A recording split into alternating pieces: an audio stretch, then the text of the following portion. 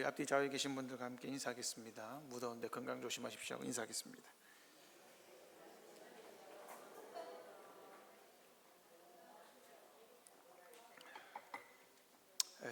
날이 많이 덥습니다. 그죠? 우리 어린이들, 우리 여기 주일학교 아이들, 바벨탑은 누가 쌓았습니까? 창세기 10장, 11장 읽어본 사람? 성아 읽었어? 우리 쌍둥이 읽었어? 그럼 누가 쌓았어, 바벨탑? 여러분, 바벨탑 누가 쌓았습니까? 사람? 당연히 사람이 쌓았죠. 여러분이 알고 있는 지식을 한번 이야기해 보십시오. 바벨탑 누가 쌓았습니까? 설교 말미에 다시 물어보겠습니다.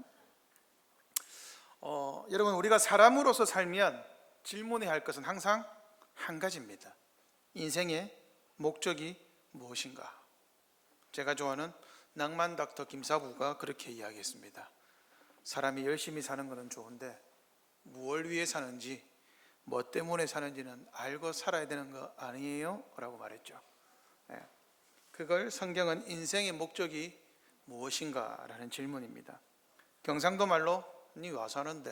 하고 묻는 거죠. 이것을 교리적으로 물으면 사람의 제일 된 목적이 무엇입니까? 하고 소위 일문답이 말합니다. 이것을 신학적으로 물으면 무엇을 믿으며 어떻게 살 것인가의 질문입니다. 여러분은 무엇을 믿으며 어떻게 살고 계십니까? 이 질문은 우리가 주님 다시 오실 때까지 해야 되는 질문입니다. 이 질문을 멈추면 어떻게 될까요? 그러면 오늘 본문과 같은 일이 발생합니다. 바벨탑 사건은 신자들뿐만 아니라 불신자들도 잘 아는 내용입니다. 우리 모두에게 익숙한 내용이죠. 바벨탑은 아주 중요한 사건입니다. 창세기를 두 부분으로 구분합니다. 창세기 1장부터 11장까지는 인류 전반 전체 역사를 말합니다. 그런데 인류 전체 역사가 실패했습니다. 그러자 하나님은 그 인류를 구원하기 위해 창세기 12장에 한 사람을 부르는데 그게 아브라함입니다. 어떤 면에서 창세기 1장부터 11장까지의 내용은 아브라함을 부르기 위한 한 과정이라고 볼 수도 있습니다. 그래서 이스라엘 백성들은 항상 이스라엘의 기원을 아브라함에게 둡니다. 누가복음에 보면 뭐라고 합니까? 우리의 아버지 아브라함. 그죠? 예수님이 삭개오에게 구원을 선포할 때 이 사람도 아브라함의 자손이다 라고 말을 했죠. 오늘 본문을 통해 그러면 바벨탑은 도대체 뭐냐? 그 의미를 살펴보겠습니다. 궁금함이 하나 생겨야 되는데 왜 10장에 족보를 다루지 않고 11장을 먼저 할까요? 10장 5절을 보십시오. 10장 5절. 10장 5절 같이 한번 읽어볼까요? 시작.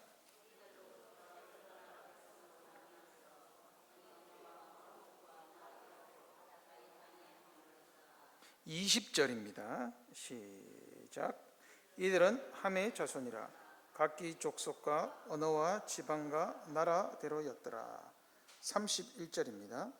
이들은 셈의 자손이니 그 족속과 언어와 지방과 나라대로였더라. 셈과 함과 야벳의 족보를 끝내면서 마지막에 뭐라고 합니까?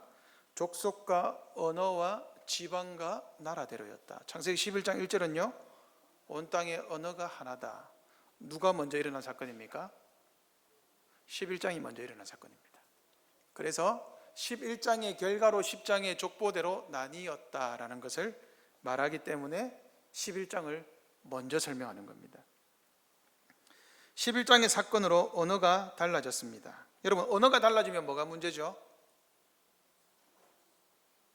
이걸 교회론적으로 한번 접근해 보십시오. 언어가 다르다. 뭐가 문제죠?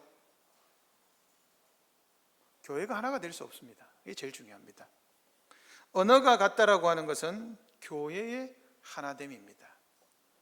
이것이 2주 뒤에 할 설교입니다. 어떻게 나타나는지는 2주 뒤에 들으시면 되겠습니다. 왜 사람들이 바벨탑을 쌓았습니까? 여러분, 사람들이 바벨탑을 쌓은 이유가 뭡니까? 3절과 4절입니다. 같이 읽겠습니다. 11장 3절 4절 시작.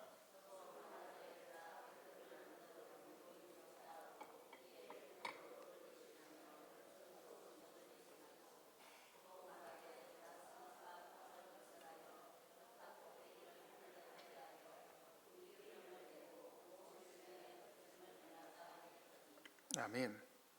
3, 4절 읽자 하면 같이 읽어 주십시오. 지민이 보고 있다. 자, 여러분, 왜 바벨탑을 쌓았습니까? 이유가 무엇입니까? 자신들의 이름을 내기 위해서 바벨탑을 쌓았습니다. 이름을 내기 위해 바벨탑을 쌓는다. 이상하지 않습니까? 내가 지금 이름이 없나? 여러분, 이 사람들 이름이 없습니까? 아니, 이름이 있어요. 여러분, 그 아일랜드나 이쪽으로 저 위쪽 연결 보시면 시구두루 손 이렇게 나오잖아요. 그 우리 축구 선수들 중에 보면 그런 시구두루 손 이런 애들이 있잖아요. 그게 이름이 없는 거예요. 시구두루 손.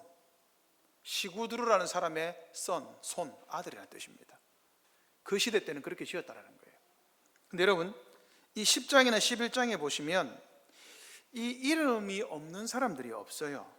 그런데 이 사람들의 이름을 내기 위해서 바벨탑을 쌓자고 말합니다.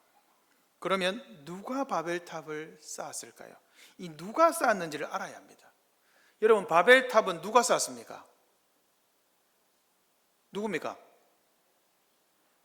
누구라고요? 이종권 선생님 누구라고요? 가나안의 아들? 누구요? 제가 뭐 지민아 누구로? 시므롯?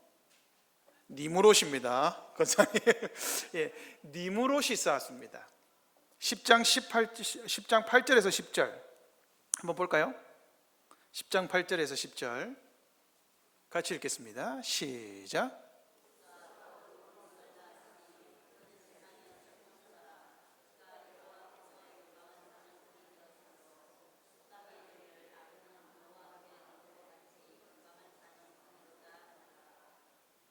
누가 쌓았습니까? 니므롯이죠. 여러분, 니므롯은 어떤 사람입니까? 세상의 첫 용사다 이렇게 되어 있습니다. 우리 큰사랑교회에서 누가 가장 큰 용사입니까? 이사가 우리 큰사랑교회에서 누가 가장 큰 용사야? 네 방금 그 말을 후회하게 될 겁니다. 여러분, 이 용사란 말은 시편 52편 1절에 강포한 자라고 번역했습니다. 이 난폭한 사람입니다. 계약당입니다. 이삭이가 저를 그렇게 보고 있었군요. 여러분, 니므롯은 보기에 용감한 사람이다 이 말이 아닙니다. 누구 앞에서요? 여호와 앞에서. 이 말은 여호와를 대항하여 강포하다 이 말입니다. 그러니까 이 사람은 굉장한 힘이 센 사람인데 여호와를 대항할 수 있는, 즉 신들의 반열에 오른 사람이다 이 말입니다. 그 시대에 이 속담이죠. 그래서 어떤 사람은 니므롯같이 여호와 앞에 용사다, 이게 속담으로까지 생겼습니다. 힘이 있는 사람의 대명사, 악당, 강력한 사람. 시편 52편에는 강포한 사람, 보통 사람이 아닙니다. 굉장히 악한데 힘까지 센 사람입니다. 누구도 덤비지 못하는 강포한 자입니다. 그런데 이 니므롯의 신분이 하나 있습니다. 이 니므롯은 어떤 신분입니까? 어떤 신분이죠? 나타나 있지는 않습니다. 왕입니다. 왜냐? 그의 나라는이라고 말하고 있어요. 그러니까 여러분, 니므롯은 왕입니다. 왕인데 어떤 왕? 힘이 가장 센 왕, 싸움 제일 잘하는 사람, 싸움을 잘할 뿐만이 아니라 누구라도 마음에 안 들면 쳐서 죽일 수 있는 사람입니다. 그 당대에. 고대에는 힘이 센 사람이 왕이죠. 니므롯이 힘이 얼마나 세었던지 그의 나라가 바벨가, 신할 땅에 있는데 바벨가, 여기 나오죠. 바벨 탑의 주인이 니므롯입니다. 에렉과 악갓과 갈레에서 그의 나라를 시작했다 말하죠. 미가서 5장 6절에 보면 아수르를 뭐라고 하느냐? 니므롯의 땅이라고 말합니다. 그 말은 아수르가 원래 니무롯이 통치하던 나라였다는 것을 알 수 있죠. 그러니 니무롯과 그의 후손들이 바벨을 건설했습니다.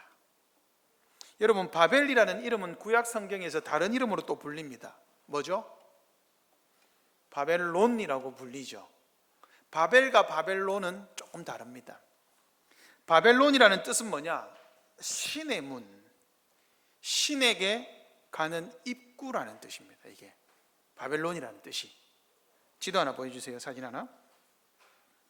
여러분, 바벨탑이 탑입니까? 아닙니까? 탑이 아닙니다. 이게 성과 대를 쌓자. 우리 이전 번역은 성과 대라고 되어 있고 개역 개정은 성읍과 대라고 탑이라고 되어 있죠. 이게 잘 보이십니까? 예, 이게 도시입니다. 도시. 도시를 건설한 거예요. 바벨 성읍. 영어로 보시면 정확하게 City and Tower라고 되어 있습니다. 모든 번역이 다 시티와 타워로 되어 있습니다. 그런데 이 바벨 성은요, 실제로 제가 이거 가져온 거, 이거 지금 그냥 모형이 아니고 남아 있는 겁니다. 이게 우르에서 처음 만들어진, 우르에 지금 남아 있는 겁니다. 이게 뭐라고 하느냐? 지구라트라고 합니다. 지구라트. 이게 뭐냐? 제일 꼭대기에는 뭐가 있을까요? 혹시 여러분 300이라는 영화 보셨습니까? 우리 지민이 300 영화 봤어? 그렇죠. 준행이 300 영화 봤지? 우리 건구성 성도님 봤죠? 건성구 성도님 봤죠? 300. 거기에 보시면 그 스파르타 왕이 전쟁하러 갈 때 뭐 하러 갑니까? 예준이, 니는 모르지? 그 보면은 왕들이 고대에 전쟁하러 가기 전에 신점을 보러 갑니다. 이게 그겁니다. 꼭대기에 뭐가 있냐면 이게 신전입니다. 제일 꼭대기에 이게 우상에게 제물을 바치는 곳이 있습니다. 그러니까 여러분, 바벨성을 쌓았다는 것은 뭐예요? 우상 숭배의 터를 쌓은 거예요. 최고의 우상 숭배의 터. 마지막 꼭대기에는 신과 통하는 공간이 있다는 거예요. 그래서 제일 꼭대기에 신전을 쌓아가지고 이것은 신에게로 가는 입구다. 그게 바벨성입니다. 내가 성을 쌓아서 하나님이 필요 없다. 내가 신에게로 가겠다라는 겁니다. 그게 바로 바벨성입니다. 지금 남아있는 고대 유적지들은 다 없어졌는데 지금 남아있는 최고 높이가 20m 정도 된다 그래요. 네. 그런데 뭐 기록상에는 문헌이나 이런 데 보면 조금 더 높았겠죠. 어쨌든 이 바벨탑은 단순한 성이 아닙니다. 이 바벨성을 쌓았다라고 하는 것은 다른 의미가 있습니다. 니무롯과 그 시대 사람들은 왜 그러면 바벨성읍, 바벨탑을 쌓았을까요? 이유가 뭘까요? 이름을 내고 싶었습니다. 여러분, 이름을 낸다는 의미가 뭘까요? 이 바벨성을 최초로 쌓은 사람은 니무롯이 아닙니다. 누굴까요? 누가 바벨성을 쌓았습니까? 가인입니다. 가인이 그의 동생을 죽였습니다. 창세기 4장 16절. 그리고 가인이 그의 동생 아벨을 죽이고 동쪽으로 피하다가 노 땅에 성을 쌓았습니다. 그 성의 이름이 뭡니까? 이름만 바뀌었죠. 에녹성, 바벨입니다. 똑같습니다. 왜요? 거기서 하나님의 명령을 대항했거든요. 하나님은 가인에게 유리하는 자가 되어라. 너 돌아다녀라. 너 버리다. 너 절대 한 곳에 너는 머무르지 마. 그리고 유리하는 자가 되어라. 그런데 가인은 성을 쌓죠. 나라를 건설했습니다. 그의 나라의 이름이 바벨과 똑같은 에녹 성읍입니다. 바벨성, 에녹성 똑같죠. 뭐가 똑같습니까? 본질이 똑같습니다. 어떤 본질입니까? 하나님을 대항해서 지은 겁니다. 그러면 이 바벨성이 왜 하나님의 심판을 받았느냐, 그걸 알 수 있어요. 가인은 하나님을 피하기 위해서, 유리하는 자가 되지 않기 위해서 성을 쌓았습니다. 니무롯은 좀 더 발전했습니다. 성읍을 만들고 거기에 탑까지 갖다 올렸죠. 여러분, 무엇을 봐야 되느냐? 죄의 속성은 변하지 않아요. 여러분, 죄의 속성은 아담이 범죄한 순간부터 지금까지 죄의 속성이 변한 적이 있습니까? 죄의 속성은 변하지 않습니다. 죄의 속성은 뭡니까? 죄의 속성은 하나님을 대항하는 겁니다. 그런데 뭐가 더 발전했습니까? 죄악은 발전했습니다. 가인보다 니므롯이 한 단계 더 나아가죠. 그는 탑까지 세워버립니다. 이름을 낸다. 이 의미가 뭐냐? 로렌스 터너라는 학자가 이렇게 이야기했습니다. 옛날에는 이름이란 강자가 약자에게 주는 것이었다. 이렇게 나오죠. 여러분, 이거 어디에서 알 수 있습니까? 우리나라 역사에 있습니다. 어디에 있습니까?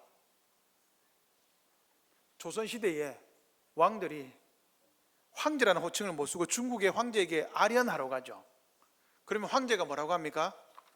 내가 너를 내 동생 누구 뭐라 부르겠다. 이름을 주잖아요. 그 의미입니다. 그 의미. 강자가 약자에게 주는 것이 이름입니다.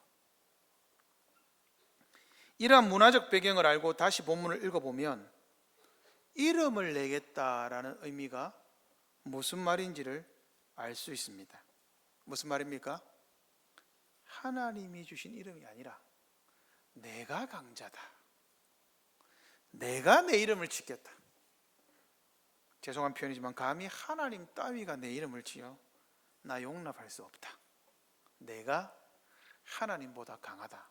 그래서 어디까지 갑니까? 하나님이 계신 곳까지 내가 가겠다.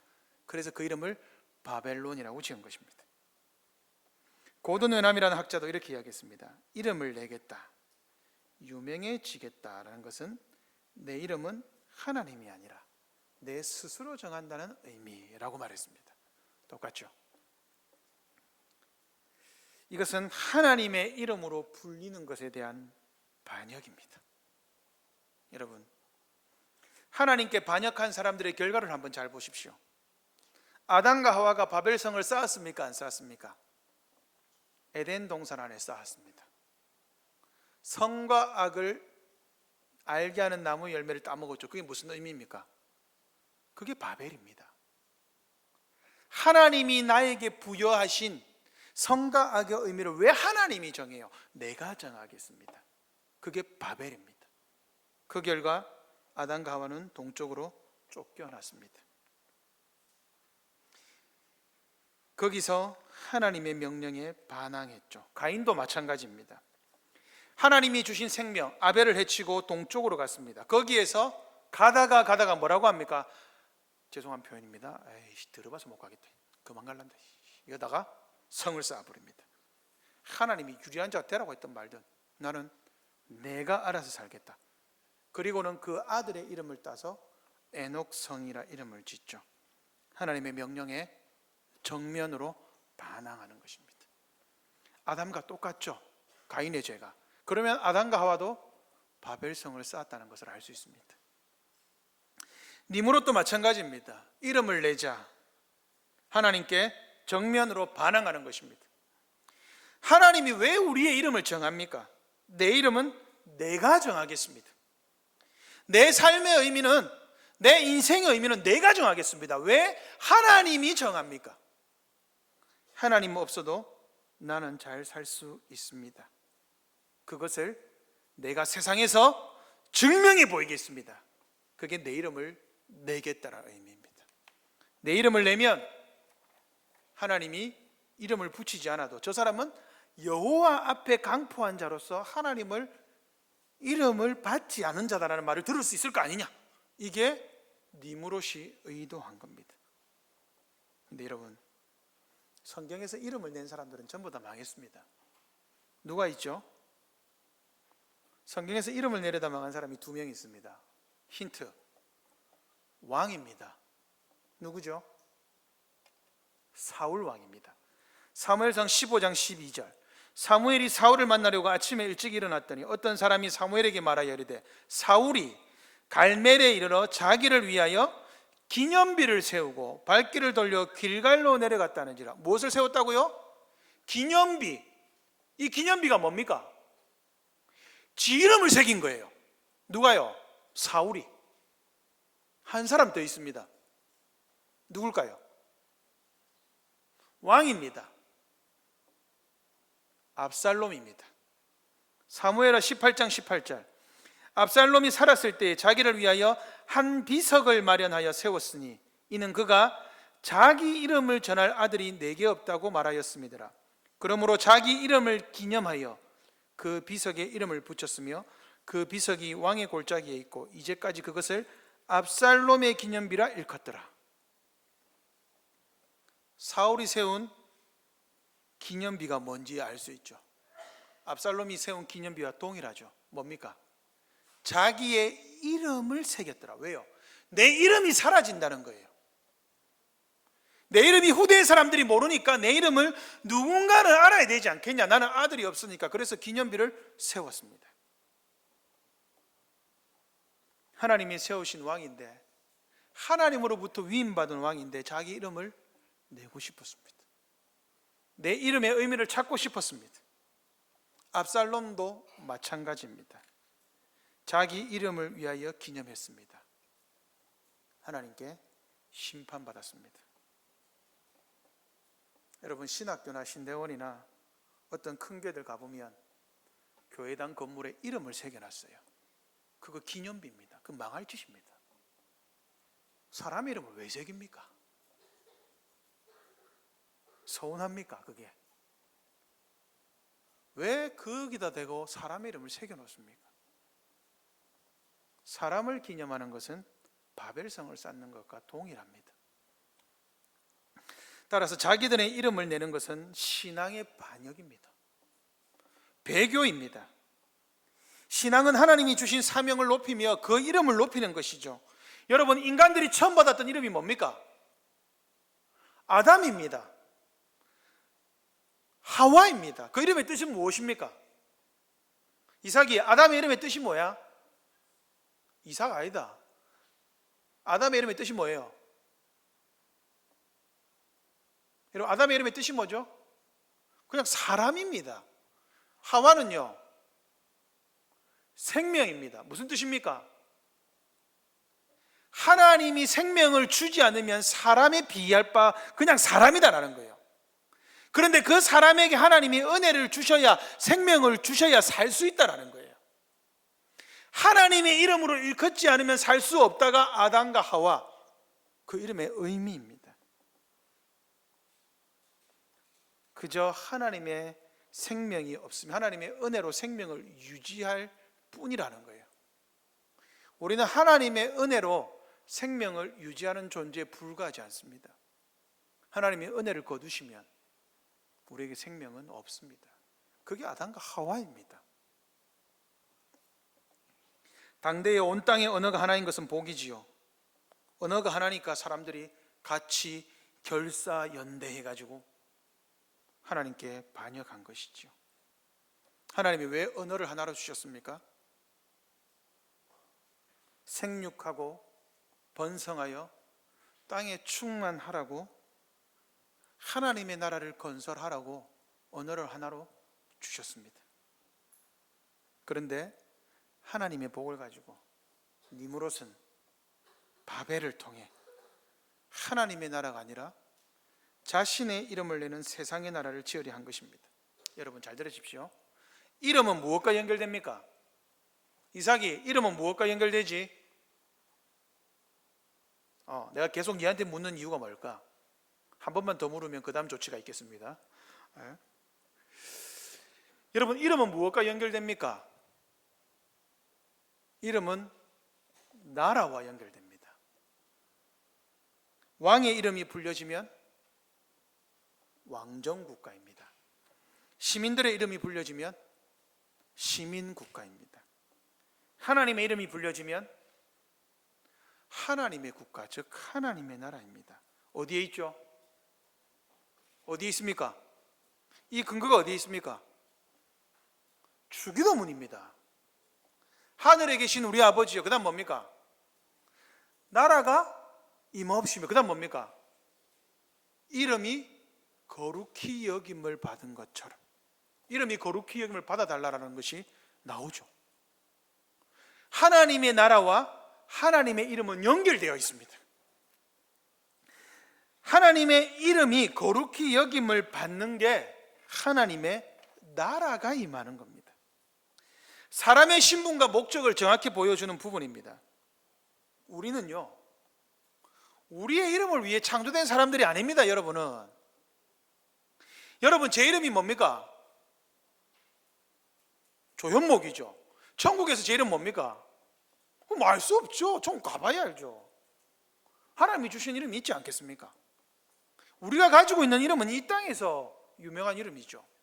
천국 가면 제 이름이 A-1이 될지 어찌합니까? 그죠? 그건 알 수 없어요. 우리는 하나님의 이름을 부르는 사람으로 창조되었습니다. 그런데 예수님의 구속 사역으로 우리는 하나님의 이름을 부를 수가 있게 되었죠. 세상 나라의 특징은 뭐냐? 하나님의 이름을 부르지 않습니다. 누구든지 하나님의 이름을 부르라. 그리하면 구원을 얻는다. 하나님의 이름, 하나님 나라의 특징은 하나님의 이름을 부르는 겁니다. 세상 나라의 특징은 하나님의 이름이 아니라 자신의 이름을 부릅니다. 바로 이것이 우리의 이름을 내자라는 겁니다. 우리 스스로 우리 이름을 결정하자. 직역하면 우리 스스로 우리의 이름을 결정하자라. 이게 바로 우리의 이름을 내자라고 번역되었습니다. 그러므로 바벨은 성경 처음부터 시작된 반역의 죄의 대명사입니다. 아담과 하와의 첫 죄악의 본질이 바벨입니다. 가인의 죄악이 바벨입니다. 하나님이 내 삶에 상관하지 않기를 바라며 하나님의 백성으로 살기를 거부했습니다. 스스로 나의 나라를, 나의 행복을 도모하려는 모든 죄악은 바벨입니다. 그러므로 죄악의 근본 배경은 바벨입니다. 하나님 없이 살고 싶어하는 사람들의 도시가 바벨입니다. 여러분들의 집은 바벨입니까? 아니면 하나님의 나라입니까? 우리는 우리의 인생을 살고 싶어 합니다. 당연합니다. 문제는 하나님 없이도 행복하고 싶어 합니다. 하나님을 끼고 행복하면 더 좋죠. 세상 나라의 특징입니다. 바벨입니다.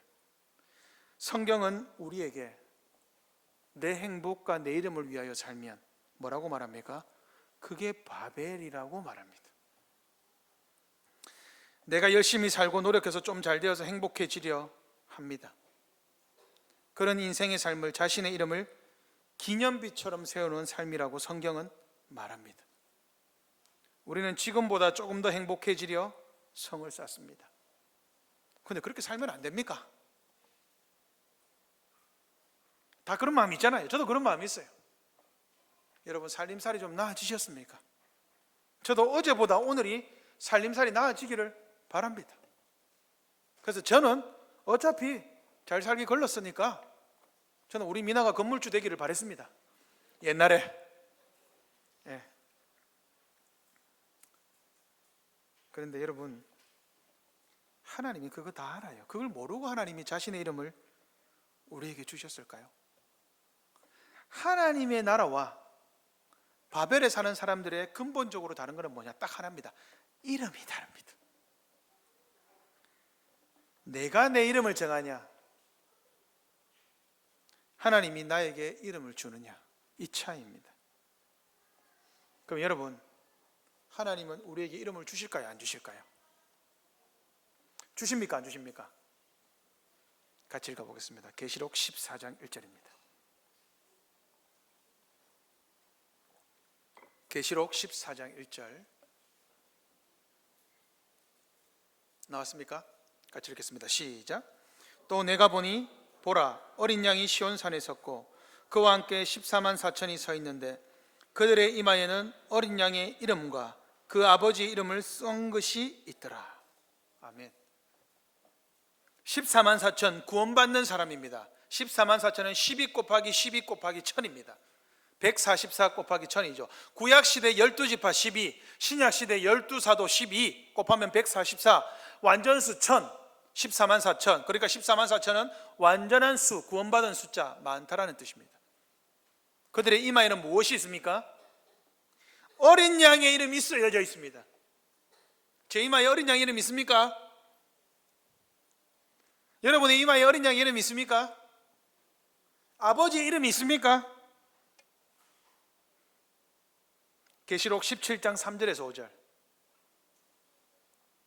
여러분 이름이 없으면 큰일 납니다. 왜냐? 계시록 17장 3절에서 5절 같이 읽겠습니다. 시작. 곧 성령으로 나를 데리고 광야로 가니라.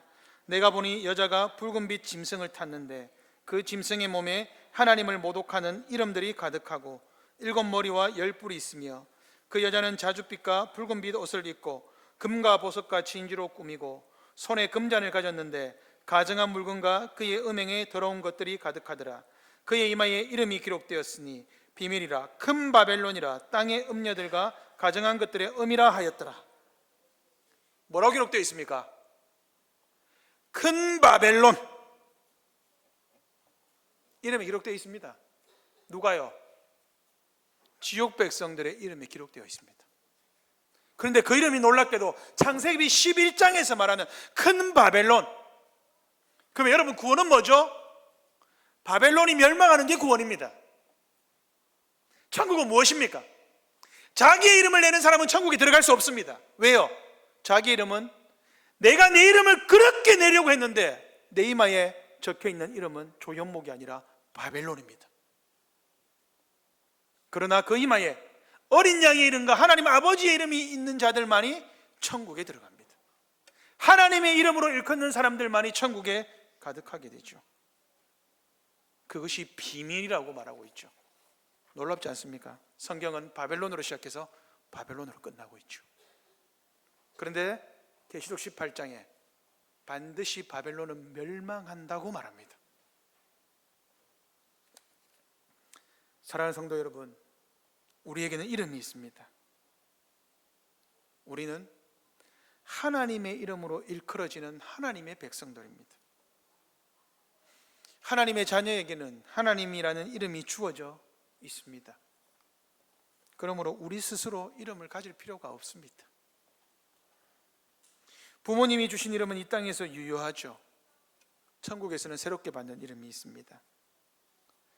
세상에서 가지는 그 어떤 이름도 우리에게 영원한 행복을 주지 못합니다. 제가 조선시대 왕의 자녀로 태어났다고 해서 천국 가면 왕의 자녀입니까? 그렇지 않죠. 이 땅에서만 유효하죠.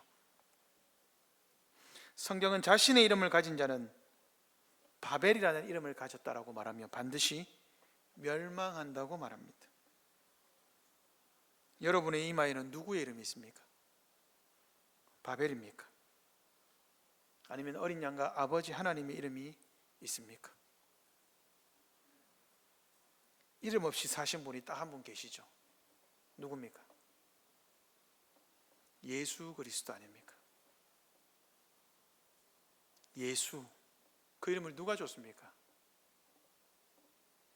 그의 부모가 줬습니까? 하나님이 주셨습니다.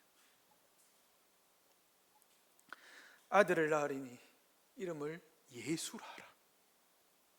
그 예수의 이름의 뜻은 구원자 아닙니까? 하나님이 주신 이름으로 자신의 인생이 아니라 하나님 아버지의 이름을 위하여 인생을 살았더니 어떻게 되었습니까? 세상에서는 아무것도 가진 것 없었습니다. 아무것도 가지지 못했죠. 가질 필요도 없었습니다. 왜요? 하나님의 이름을 가지니 모든 것을 가진 것을 아셨기 때문입니다. 여러분에게 아버지 하나님의 이름을 가지라고 하는 것 억울합니까? 세상의 것을 더 많이 가지지 못하는 것 같아서 부족합니까? 하나님 아버지의 이름을 가지고 어린 양의 이름을 가지고 살면 덜 행복합니까? 아들 예수님을 보십시오. 아무것도 가진 것 없었습니다. 오직 하나님이 주신 그 이름 갖고 있었습니다. 그런데 예수님은 그 누구보다 행복해 하셨습니다. 예수님은 사람들이 호산나라고 외치며 당신의 나라를 세우라고 했을 때 그 나라를 거부하셨습니다. 나는 바벨을 거부한다. 이스라엘이 그 나라의 예루살렘에 입성할 때 그 사람들은 호산나, 우리를 구원해라, 당신의 나라를, 참된 바벨론을 세워달라고 했을 때 거부하셨습니다. 십자가에서 바벨의 나라를 허무시고 실패한 것처럼 보이는데 그곳에서 십자가에서 하나님의 이름으로 불리는 하나님의 나라가 회복되었습니다. 그러므로 예수 그리스도를 믿으십시오. 예수 그리스도의 나라로 오십시오. 그 나라는 세상이 줄 수 있는 행복과 다른 행복이 있습니다. 여러분의 이마에 예수 그리스도 어린 양의 이름, 하나님 아버지의 이름을 새겨달라 하십시오. 우리는 이제 예수님으로 인해 하나님의 이름을 위해 살아갈 수 있습니다. 이제 우리는 바벨이 아니라 하나님의 나라를 세울 수 있습니다. 예수님을 보십시오. 예수님 안으로 오십시오. 그리고 예수님처럼 세상에 가진 것 없어도 하나님의 이름으로 모든 것을 가졌다, 참된 행복을 가져노라고 누릴 수 있는, 외칠 수 있는 하나님의 이름을 위하여 살아가는 하나님의 백성들 되시기를 바랍니다. 아멘. 이 시간 성찬을 거행하겠습니다.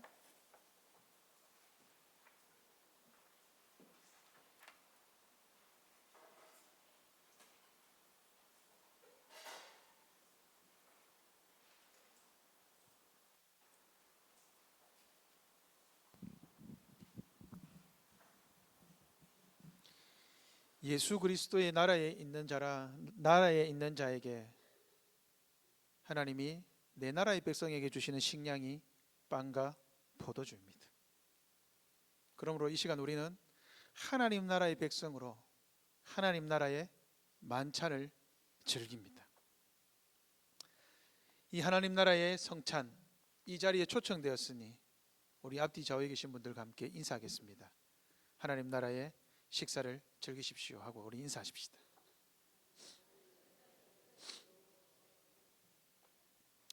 주님의 몸을 의미하는 빵, 주님의 피를 의미하는 포도주입니다. 박 목사님 죄송한데 오늘 성찬 묵상지가 밖에 있습니다. 죄송한데 우리 몇 분 좀 도와주시겠습니까? 조금 성찬 묵상지를 조금 나눠주시면 감사하겠습니다. 오늘 나눠줄 게 많아서 오늘 조금 못 나눠드렸네요. 죄송합니다. 좀 몇 분 도와주셔서 성찬 묵상지를 조금 나눠주시면 감사하겠습니다. 우리는 빵과 포도주를 먹고 마심으로써 주님의 초림과 생애와 주님의 고난과 주님의 죽음과 주님의 부활과 주님의 승천에 참여합니다. 이 성찬을 통해 우리는 영적 양식을 공급받습니다. 그리고 은혜 가운데 성장합니다. 주님과 갖는 연합과 교제를 더 확신하게 되고 성찬에 참여하는 사람들과 하나의 몸을 이루면서 신비로운 사랑과 교제를 나누게 됩니다. 그런데 여러분, 성찬은 제한이 있습니다. 성찬은 큰사랑교회 정회원된 신자들에게만 허락됩니다. 복음은 모두에게 열려 있지만 성찬은 모두에게 허락되지 않았습니다. 지난주에 이어 오늘 우리 교회에 방문하신 우리 노부부는 죄송하지만 오늘 성찬에 참여하실 수는 없습니다. 우리 교회 세례입교 교인들은 모두 참석하실 수 있습니다. 성찬은 유익을 누리기 위함이죠. 성찬에 참여하는 자들은 성찬에 대한 바른 이해를 가지기 위해 노력해야 합니다. 성찬은 우리의 죄와 비참을 깨닫고 진정으로 회개하는 자, 자기의 불신앙에 대해 가슴 아파하며 하나님의 계명을 따라 살기를 소원하는 자, 오직 하나님의 약속을 신뢰하며 그분만을 의지하는 자에게 허락됩니다. 사도신경의 고백을 믿지 않거나 10계명의 한 계명이라도 심각하게 어기고 있는 자들은 참석할 수 없습니다. 믿음으로 성찬에 참여하는 자는 유익과 확신을 얻습니다. 우리가 떡을 떼고 잔을 나눔으로 우리를 향한 그리스도의 사랑과 신실함을 기억하게 되고 우리는 확신하게 됩니다. 믿음으로 성찬에 참여하는 자는 천국에서 이와 같이 먹고 마시게 될 것을 확신하게 됩니다. 여러분 지금은 저를 보시면 됩니다. 지금은 저를 보세요. 네. 믿음으로 성찬에 참여하는 자는 그리스도와 하나 된 것 같이 우리 앞뒤 좌우에 계신 형제 자매들과 하나 되는 기쁨과 즐거움을 누릴 수 있습니다. 성찬이 진행 중일 때의 자세에 대해서 알려드리겠습니다. 성찬이 진행되는 중에 성찬은 빵과 포도주를 먹고 마시는 행위 자체만으로는 아무 의미가 없습니다. 은혜가 주어지지 않습니다. 성찬에 참여하는 자의 자세와 여러분들의 믿음이 중요합니다. 성찬이 진행될 때 여러분들은 진지한 자세로 경건한 마음과 주님께서 베푸시는 은혜에 대한 감사와 기쁨으로 이 성찬에 참여해야 합니다. 우리가 먹고 마시게 될 빵과 포도주가 그리스도의 몸과 피라는 사실을 기억하며 우리가 이 성찬에 참여하는 것을 통하여서 우리가 들은 말씀이 더욱 견고해진다는 것을 기억하셔야 합니다. 성찬이 진행되는 동안 거룩한 경외심으로 하나님을 앙망하십시오. 성찬의 요소들인 빵과 포도주를 잘 지켜보십시오. 그것을 집례하는 목사의 동작 잘 지켜보고 주님의 몸을 주의 깊게 분별하십시오. 그분의 죽음과 고난을 정성스럽게 묵상하십시오. 묵상지를 통해서 하실 수 있습니다. 그리스도에 대하여 진정으로 줄이고 목말라 하는 마음을 달라고 원하십시오. 믿음으로 그리스도를 먹고 그의 은혜에 대하여 감사하십시오. 웨스민스터 신앙고백서 대의문답 174문에 있습니다. 그리고 기억하십시오. 특별히 성찬은 기쁨의 잔치입니다. 우리 주님과 더불어 먹고 마시는 식사요 만찬입니다. 그러므로 기쁨과 감사 가운데 먹고 마십시오. 성찬 제정사를 하겠습니다. 이처럼 떡과 포도주 자체로는 아무 의미가 없지만 성찬 제정의 말씀을 통하여 이 빵과 포도주가 거룩한 목적에 쓰임 받도록 구별됩니다. 주 예수께서 잡히시던 밤에 떡을 가지사 축사하시고 떼어 이르시되 이것은 너희를 위하는 내 몸이니 이것을 행하여 나를 기념하라 하시고 식후에 또한 그와 같이 잔을 가지시고 이르시되 이 잔은 내 피로 세운 새 언약이니 이것을 행하여 마실 때마다 나를 기념하라 하셨으니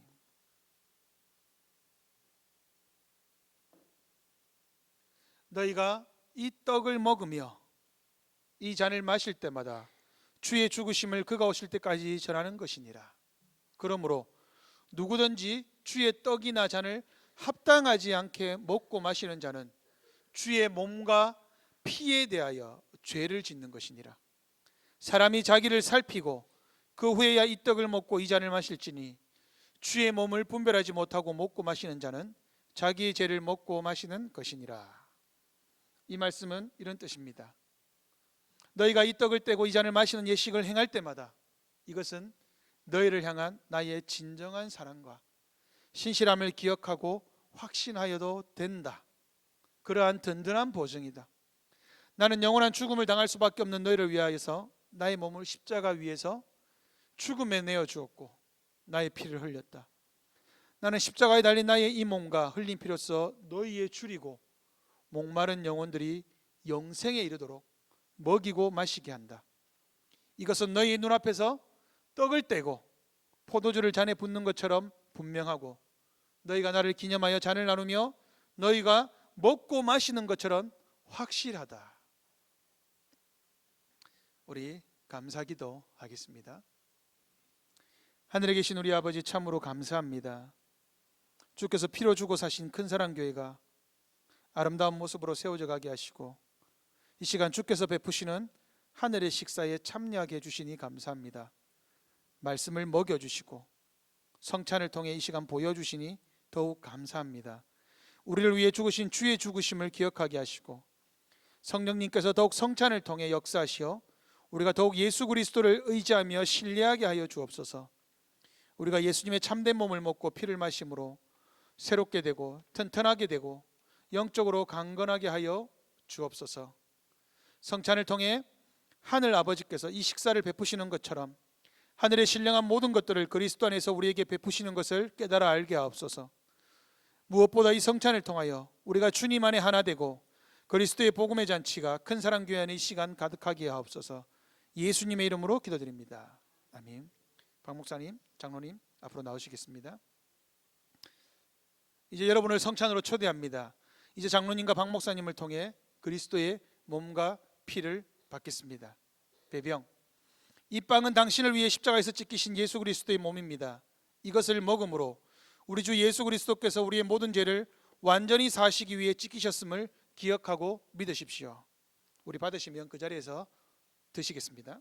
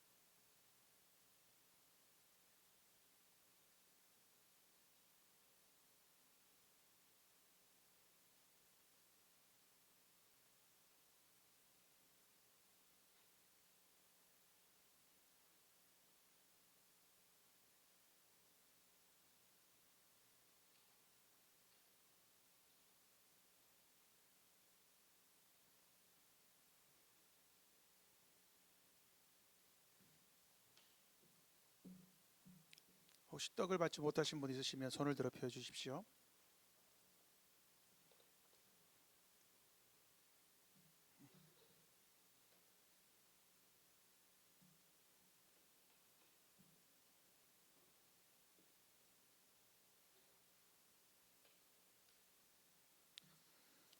이 피는 당신의 죄를 위해 십자가에서 흘리신 보혈의 피, 새 언약의 피입니다.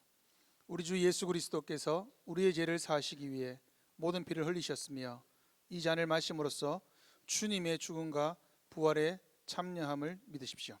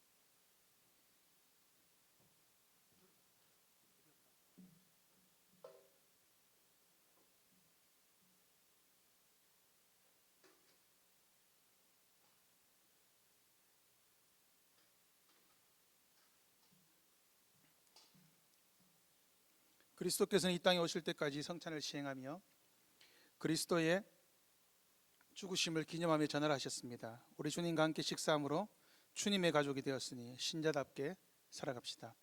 장차 주님이 다시 오셔서 베푸실 어린 양의 혼인잔치를 기대하며 살아갑시다. 사랑하는 형제 자매들과 함께 기뻐하며 기다리며 서로를 섬기며 살아갑시다. 우리 다 같이 성찬에 참여하신 분들은 자리에서 일어나겠습니다. 성찬에 참여한 자들과 악수하며 인사하겠습니다. 오늘은 완전수를 따라서 12명에게 인사하겠습니다. 인사하시면서 우리 가족 하나 된 걸 함께 즐기십시오. 악수하고 인사하는 것은 우리가 동일한 그리스도의 몸과 피를 먹고 마심으로 그리스도를 인한 한 몸이요 하나님의 교회를 이루고 있음을 다시금 확인하는 것입니다. 빵이 하나요 잔이 하나이니 우린 하나입니다. 말과 혀로 사랑하지 말고 행함과 진실함으로 사랑합시다.